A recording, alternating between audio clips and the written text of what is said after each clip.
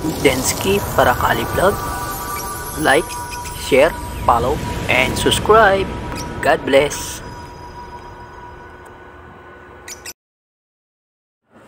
Hey you, what's up mga lods? Magandang araw po sa bawat isa. Maging baguhan o datihan man po na nanonood ng aking mga ina-upload ng mga video dito sa aking channel.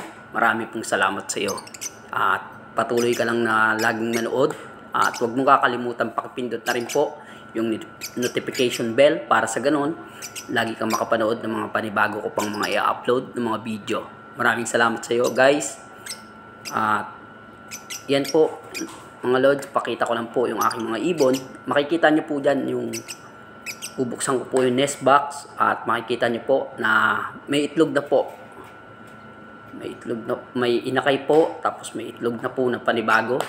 Kaya ang ginawa ko po dyan guys, tinanggal ko na po yung mga inakay niya. Bali, 4 po yung inakay na yan. Kinuha ko na po. Pero hindi ko po inilayo sa kanilang magulang. Ang ginawa ko lang po, kasi double cage po yung aking pong mga cage nila. Yung pinagkulungan nila o cage nila. Double cage po yan. Sinarado ko lang po, nilagyan ko lang po ng divider. At doon ko po nilipat yung mga inakay nila na kumakain na rin po ng mga birdseed. Kaya, pero yung isang piraso po na yan, hindi ko po kaagad-agad tinanggal kasi gawa ng napilay po yung guys. Namaga po yung kanyang paa kasi sumabit po yung singsing niya. Sumabit po dun sa may bukasan ng cage. Sumabit po siya at hindi po kaagad natanggal kasi yan po guys, nakita niyo po yan. Yung may araw.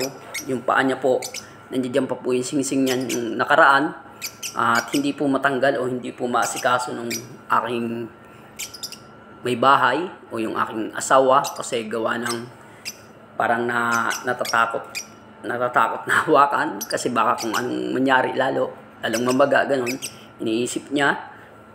Kaya nung umuwi po ako, tinanggal ko po at pinilit ko po na maputol yung singsing. At awa ng Diyos, ay naputol ko naman po at natanggal. Then, pinapagaling ko pa po siya ngayon. Ang ginawa ko po guys, ang tip ko lang po sa inyo, pag oras po na may sugat po yung ating mga ibon, na ganyan, dapat po tanggalin na po natin. Halimbawa po yung singsing, ganun, tanggalin na po natin.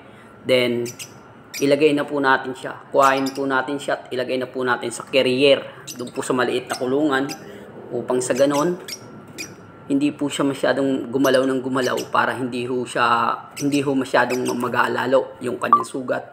Bagkos gumaling po yung kanyang sugat guys.